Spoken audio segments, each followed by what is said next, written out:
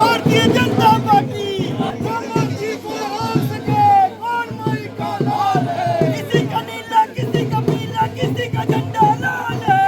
जो मोदी को रोक सके कौन माई का लाल है। किसी का नीला, किसी का पीला, किसी का, जो मोदी को रोक सके।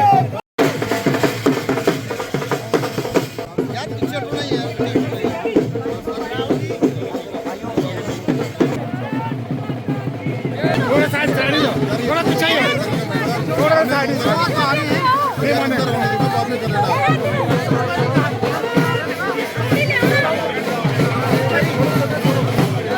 मैं उधमपुर और जम्मू लोकसभा की अलग अलग मीटिंग्स, चुनावी सभाएं, पब्लिक कार्यक्रम्स कर रहा हूं और मैंने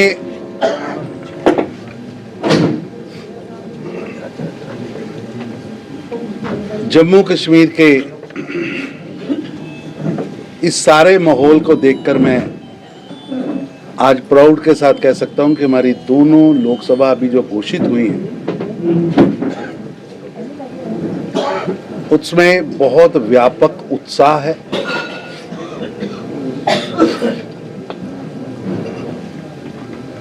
कार्यकर्ता तो ढोल धमाके के साथ लगा ही है, जनता भी खुलकर आशीर्वाद देने के लिए निकली है और जनता के मन में वो कश्मीर से लेकर कन्याकुमारी तक, कच्छ से लेकर गुवाहाटी तक केवल एक ही बात है, फिर एक बार मोदी सरकार और अब की बार 400 पार।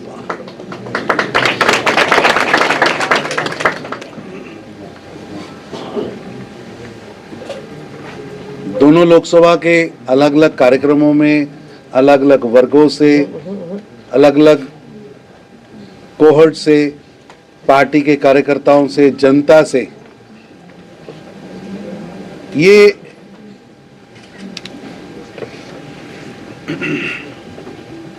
लोगों के मन में बड़ा स्पष्ट है कि देश में एक तरफ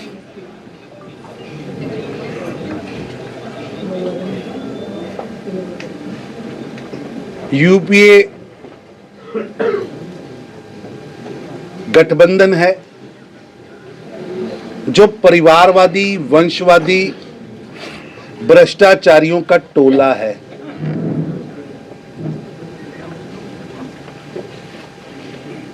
जिनके सोच का दायरा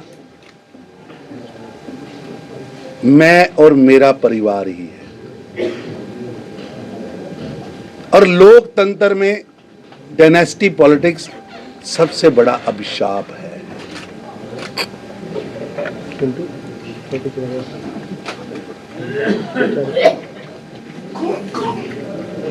देश की जनता इस यूपीए गठबंधन को, उनके नेताओं से हेट करती है, घृणा करती है और ये सभी नेता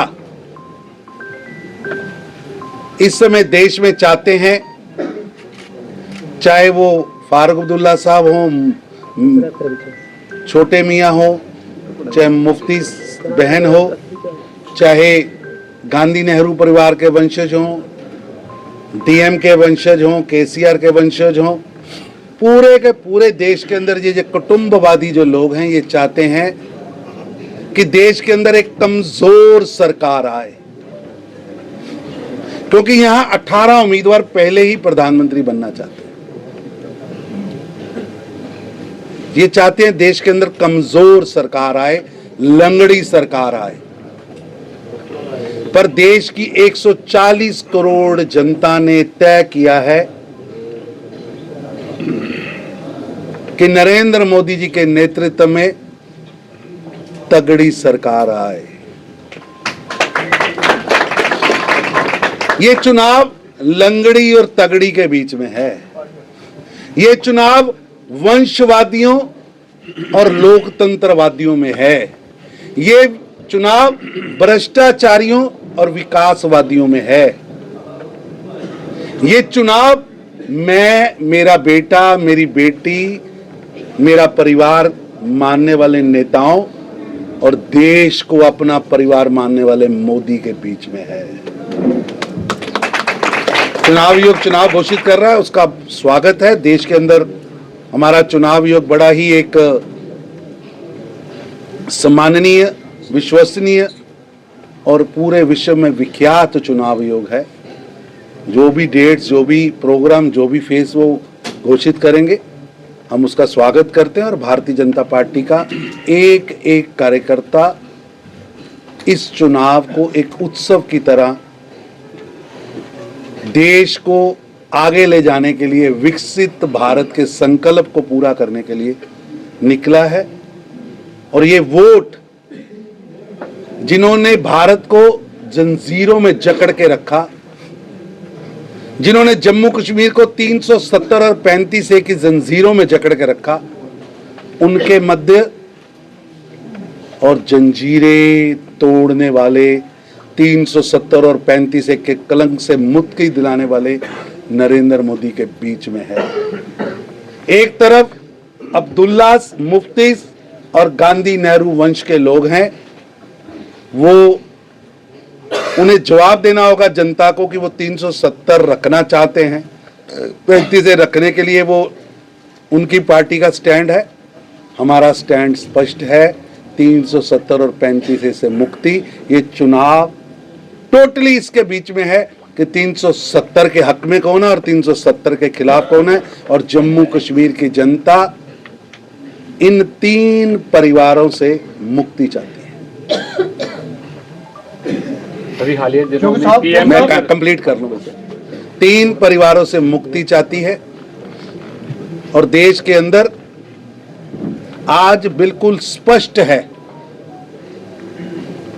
कि जिन लोगों ने 7 दशक लूट खसूट, भ्रष्टाचार,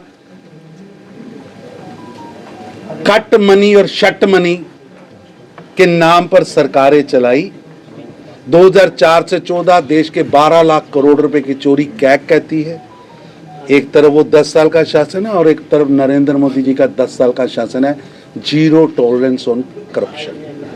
ये चुनाव बिटवीन जम्मू कश्मीर को टेररिज्म कैपिटल बनाने वाली पार्टियां, अब्दुल्ला, मुफ्ती, गांधी, नेहरू की पार्टियां, गुपकार गठबंधन, जिन्होंने 90 के दशक में दहकते शोलों पर जम्मू कश्मीर को फेंक दिया था, जिन्होंने जम्मू कश्मीर के अंदर आजाद भारत में पहली बार अपने ही देश में लाखों लोगों का पलायन करवाया। वो जनवरी 1990 की रात कौन था मुख्यमंत्री जम्मू कश्मीर का? अब्दुल्ला साहब मुख्यमंत्री थे। मुफ्ती साहब देश के गृह मंत्री थे। जब कश्मीर में नारे लग रहे थे, कश्मीर बनेगा पाकिस्तान, कश्मीरी पंडितों के बिना, कश्मीरी पंडितानियों के साथ, कौन था मुख्यमंत्री? ये चुनाव जिन्होंने जम्मू कश्मीर को टेररिज्म कैपिटल बनाया, बदनाम किया, पत्थरबाज पैदा किए, AK-47 वालों को नायक बनाया, बम, गोलियां, हड़ताल, कर्फ्यू जिन्होंने जम्मू कश्मीर को दिया, उनके मध्य और जम्मू कश्मीर को टूरिज्म कैपिटल बनाने वाले नरेंद्र मोदी, शांति देने वाले नरेंद्र मोदी, विकास देने वाले नरेंद्र मोदी, विश्वास देने वाले नरेंद्र मोदी के मध्य है। क्योंकि साहब इसलिए चुनाव का खाका स्पष्ट हो चुका है, जनता का मन बन चुका है और यही मन पूरे देश में है। क्योंकि साहब अभी आपने पहले प्रेस कॉन्फ्रेंस शुरू करते जिक्र किया कि मैंने जम्मू के 2 इस कॉन्स्टिट्यूंसी में अपना लोकसभा में घूमे हैं, चक्कर लगाया है और जहाँ का माहौल बड़ा अच्छा है। तो आपने ये भी महसूस किया कि जहाँ का माहौल, जहाँ के 7 साल से विधानसभा चुनाव नहीं हुए, वो भी लोग करवा रहे हैं, उस बारे में क्या कहना चाहिए? ऐसा है कि मांग कर रहे हैं, ऑल पार्टी मांग कर रही है। जो मांग कर रहे हैं मैं उनसे पूछना चाहता हूं आपके माध्यम से, आपके चैनल्स के माध्यम से, जब सारे देश में परिसमन हो रहा था तो जम्मू कश्मीर का परिसमन किसने रोक के रखा था? जब पूरे देश के अंदर एससी भाइयों को, एसटी भाइयों को, महिलाओं को देश में अधिकार मिल रहे थे तो किसने रोक के रखा था? किसने जम्मू कश्मीर के अंदर विकास को रोक के रखा था? अब यूटी बनने के बाद परिसमन हुआ है और परिसमन के बाद चुनाव आयोग चुनाव की घोषणाएं करेगा और निश्चित रूप से सुप्रीम कोर्ट ने कहा है सितंबर से पहले चुनाव विधानसभा के होंगे और भारतीय जनता पार्टी चुनाव आयोग के निर्णय का स्वागत करेगी। दूसरा सवाल है, अभी आपने कहा कि नलपा जी 3 परिवारों से मुक्ति चाहते हैं, ये नारा आपका 2019 में ऐसे भी था और तब 2014 में भी था, और तब आपने फिर इसी परिवार के साथ महबूब के साथ सरकार बनाई थी। क्या दोबारा भविष्य में इस तरह का हो सकता है जिस तरह लेह में हिल काउंसिल भी आपने बनाई थी? ऐसा है कि 3 परिवारों से मुक्ति जम्मू कश्मीर की जनता चाहती है। डीडीसी चुनाव में पहली बार मैं आपसे निवेदन करूंगा, आप में यंग पत्रकार बहुत ज्यादा हैं, कश्मीर के 10 डिस्ट्रिक्ट में 11 लाख लोगों ने वोट किया। ये इतिहास है पिछले 40 सालों का, और उसमें भी 50% लोगों ने इस गपकार गठबंधन के खिलाफ वोट किया। और आज हम इस स्थिति में हैं कि जम्मू कश्मीर के अंदर भारतीय जनता पार्टी लोकसभा भी जीतेगी और विधानसभा भी। सर राहुल गांधी ने आरोप लगाया जो इलेक्टोरल बॉन्ड हो गया कि जो नरेंद्र मोदी का 10 साल का शासन है उसमें ये बहुत ही बड़ी लूट हुई है। ऐसा है कि राहुल गांधी जी को जो लिख के देते हैं उनकी डिक्टेशन गलत हो रही है। इलेक्टोरल बॉन्ड का मतलब है बैंक द्वारा, चेक द्वारा किसी भी पॉलिटिकल पार्टी को पैसा देना, यानी काले धन का दुरुपयोग रोका जाए। और आज भी जो आंकड़े बैंक ने सुप्रीम कोर्ट को दिए हैं, उस हमारी पार्टी को जितने पैसे लोगों ने चेक द्वारा, इलेक्ट्रॉनिक बॉन्ड द्वारा दिए हैं, उससे कई गुना पैसे देश के अंदर दूसरी पार्टियों को मिले हैं। इससे तो स्थिति स्पष्ट हुई है कि राहुल गांधी जी और जो लोग इस पर शोर डाल रहे थे वो झूठ निकला है और भ्रम निकला। चूंकि साहब आपने आते ही धारा 370 और 35A की बात करी, आपने बड़े विश्वास के साथ कहा कि ये चुनाव जो है उन परिवारों के बीच हैं जिन्होंने 370 दी, 35A दी, और दूसरी तरफ वो हैं जिन्होंने इससे मुक्ति दी। ये मामला खत्म हो चुका है, आपकी ही सरकार ने इसे तोड़ दिया है, केंद्र सुप्रीम कोर्ट ने इस पर मोहर लगा के आपके फैसले को भी सही बताया।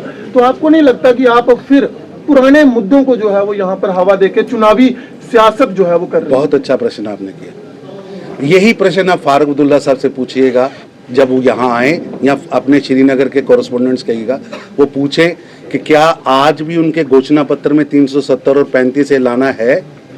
क्या गुपकार गठबंधन का, जो गुपकार अलायंस का जो नोट उन्होंने पहला निकाला था स्टेटमेंट सभी पार्टियों ने मिलके, उसमें 370 वापस लाने के लिए उनकी वचनबद्धता है। मैंने अपना स्टैंड तो स्पष्ट किया है। नहीं सर, स्टैंड तो पहले भी स्पष्ट था ना, जब आपने मेरे भाई मेरा स्टैंड स्पष्ट है। 370 पर उनका क्या स्टैंड है वो पूछो जा। सर वो तो उनके जब वो आएंगे तो उनसे पूछा जाएगा, लेकिन आपने इस मुद्दे से शुरुआत कई पत्रकार वार्ता की कि हम ये चुनाव जो है वो उनके बीच में, जिन्होंने बचाई, जिन्होंने लाई और जिन्होंने तोड़ी, जबकि ये टूट गया, आपकी पार्टी ने हुए खत्म कर दिया। तो फिर आपको नहीं लगता कि दोबारा पुराने मुद्दों पर आप जो है वो 2024 के चुनाव जो है वो लड़ने उतर रहे हो मैदान में, जो 2014 में थे, 2019 में थे? थोड़ी सी मित्र आप एक्सरसाइज ज्यादा करिए।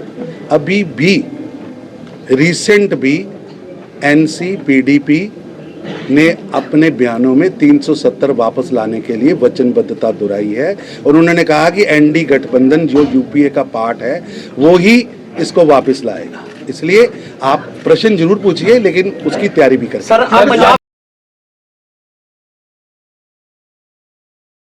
आप में गठबंधन हो गया हुआ है, क्या आपका लाकर भाजपा जो है हिंदू मुसलमान फसाद करवाना चाहती है, किस तरह देखते हैं? ऐसा है कि स्पष्ट किया जा चुका है, ये सीए किसी को नागरिकता छीनने के लिए नहीं, नागरिकता देने के लिए लाया गया है। और मैं इन तीनों दलों को, क्योंकि ये तीनों दल यहाँ इस पर भ्रम पैदा करें, घुसपैठिए और शरणार्थियों में फर्क होता है। महबूबा जी, रोहिंग्या आए तो आप गले लगाओ, घुसपैठिए आए तो रेड कारपेट बिछाओ, यासीन मलिक को रेड कारपेट बिछा के दिल्ली में डिसाइड करने के लिए बुलाओ, जो ये कहे कि मैंने इतने कश्मीरी पंडित, और एक प्रेस स्टेटमेंट भी में कहे और एक बड़े कार्यक्रम में भी कहे। घुसपैठियों के लिए तो आपके मन में श्रद्धा है, और शरणार्थियों के बाद आप इतने कटु शब्दों का प्रयोग क्यों कर रहे? नेहरू लियाकत समझौता जो 1950 के दशक में देश की आज़ादी के बाद हुआ था, जिसमें दोनों देशों की सरकारों ने कमिटमेंट की थी, जिसमें ये कमिटमेंट की थी लिखत कि पाकिस्तान में बैठे 28% हिंदू, सिख, ईसाई, पारसी, जैन और बुद्ध, उनकी सुरक्षा दोनों सरकारों की जिम्मेवारी होगी। लेकिन 7 दशक में वो 28% से 22 से 2% पहुंच गई। सबसे बड़े गुरुद्वारे के ग्रंथी की बेटी को दिन दिहाड़े उठा के ले गए, मंदिरों के अंदर ताले लग गए, और वहां रहने वाली जनसंख्या यहाँ तो बलात्कार के डर से, अत्याचार के डर से, हत्याओं के डर से, और जबरन धर्म परिवर्तन हो गया। जो लोग नेहरू लियाकत समझौता 2 देशों के प्रधानमंत्रियों के बीच में था, आप उसको भूल गए। चौक साहब, मेरा आखिरी सवाल है, आप भूल गए। और आपको आज एक लीडर खड़ा होकर कहता है कि शरणार्थी आ जाएंगे तो जेब काटेंगे, चोरी करेंगे। मैं पूछना चाहता हूं इसी गठबंधन के नेताओं से, जो उसी गठबंधन में हैं, कि पीओजेके के लोग कश्मीर के दूसरे हिस्से से आए, आपने उन्हें श्रीनगर में बसने नहीं दिया। वो हिंदू, सिख परिवार, वो मुस्लिम परिवार आके जम्मू में बसे। क्या वो जेब कतरे हैं? आप उनका अपमान नहीं कर रहे? क्या कश्मीरी पंडित 90 के दशक से वहां से विस्थापित होके आए, क्या वो जेब कतरे हैं जिनको अपने ही देश में शरणार्थी बन के रहना पड़ रहा है? डॉक्टर साहब, ये सब जानते हैं, सबको पता है। मेरा आखिरी सवाल, आप उनको बताइए कि जो सबको पता है। नहीं, मेरा आखिरी सवाल है, पुराने मुद्दों पर बात मेरा आखिरी सवाल है कि भारतीय जनता पार्टी महिलाओं के सशक्तिकरण के बड़े दावे कर रही है, और लोकसभा में 33% बिल भी पास हो गया है।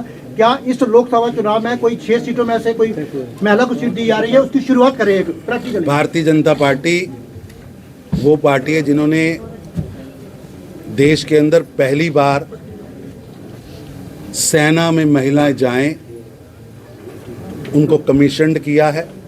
भारतीय जनता पार्टी वो पार्टी है जिसने देश की महिलाएं सुरक्षा बलों में जाएं, उसको सुनिश्चित किया है। बेटी पैदा होने से लेकर बेटी नौकरी तक लगे, उसको सुनिश्चित किया और उसकी स्कीमें बनाई हैं। देश के अंदर 10 करोड़ इज्जत घर, यानी देश की 30 करोड़ बहनों को सम्मान दिया है। और भारतीय जनता पार्टी की हर लिस्ट में महिलाओं की घोषणा होती है। मैं आपको प्रेस नोट भेजूंगा, आप उसको देखिए।